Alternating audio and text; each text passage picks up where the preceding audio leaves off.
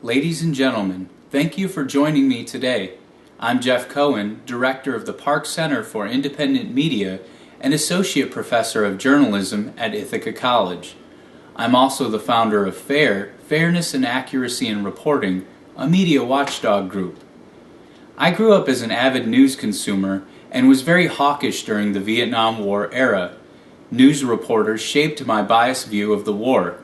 It took years for me to realize I was biased, and like many of the news reporters during that era, I only viewed the war from one side.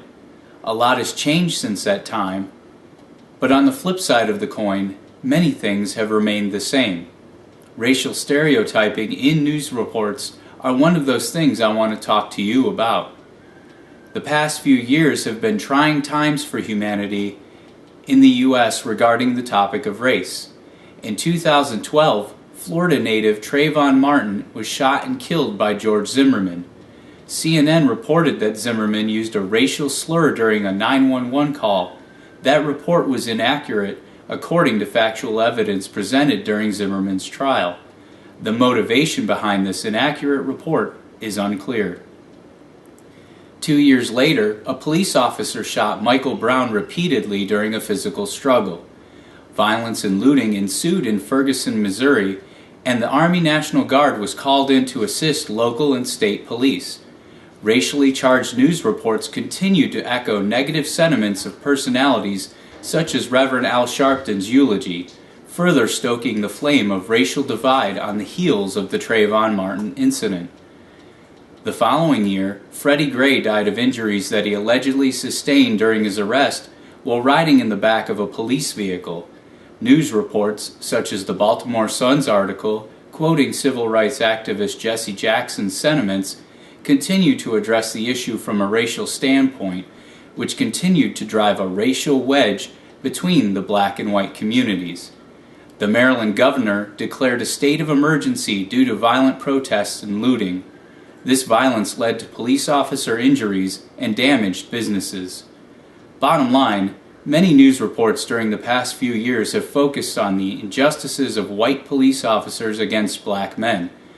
Facts about these events were not accurately reported, and police officers everywhere in the U.S. were villainized in reports and in the minds of audiences, no matter how hard police forces tried to demonstrate their integrity, credibility, and resolve to protect the communities that they served.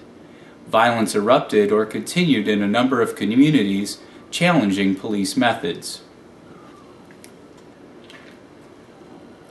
I implore each of you as leaders in the journalism industry to look at your motivations behind reporting racially charged events. What is the value of human life, of police officers who keep our communities safe? Negative racial stereotypes are pervasive in mass media news reporting. News reporting many times improperly educates audiences of a one-sided reality using racial stereotypes to excite audiences as entertainment programming does. You must recognize how audience opinion is influenced by infotainment. When journalists report racial stereotypes, this cognitively influences a negative audience perception. Much research documents audience attitudes about stereotypes in mass media news reporting and how that affects perceptions. A study conducted in 2006 demonstrated a correlation between consumption of mass media and perceptions of racial stereotypes for individuals who identify with the black and white populations, and an even stronger correlation when imagery is used to support the medium. You could see this evidence in the graphic.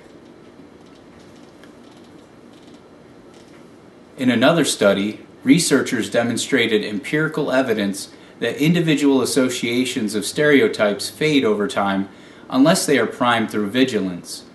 As you can see from the statistics in these two graphics, priming happens during back-to-back events. It's not surprising why audiences maintain their negative racial perceptions when the majority of news networks primarily report a timeline similar to the one I mentioned earlier. The next three graphics demonstrate a correlation between network television news and negative perceptions of black racial stereotypes.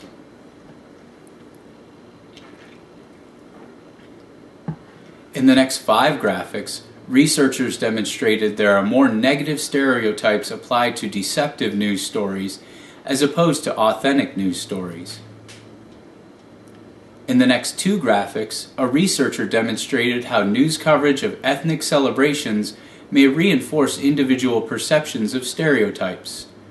The main question to answer here is, why do we need racial stereotypes in news reporting? From a sociological standpoint, stereotypes are how human beings naturally categorize each other. But if racial stereotypes invoke negative perceptions, that could lead to discrimination and violence instead of peaceful protest. Is it necessary to use them in news reports?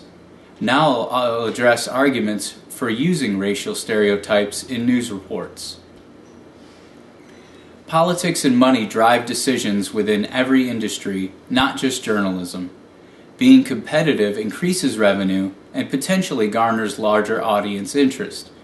You or your journalists may be motivated to create change in processes, especially within government programs and spending and legislation. Addressing the issue of race has sparked change and continued interest from political groups as well as other audiences who can influence change. It's a subject that many will continue to address for years to come, thanks to the hard work of journalists. I remind you, though, the issue here is audience reaction. Although businesses need revenue and journalists serve as the fourth estate, Associated Press publishes journalism industry standards annually. These standards are taught in post-secondary education, where many of you and your journalists received your credentials.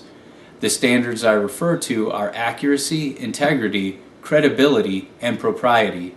Do current news reporting practices reflect those standards?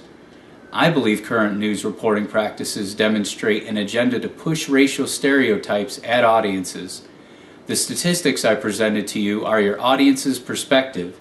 The current status quo can lead to continued racial discrimination, violence, and alienation of your audiences.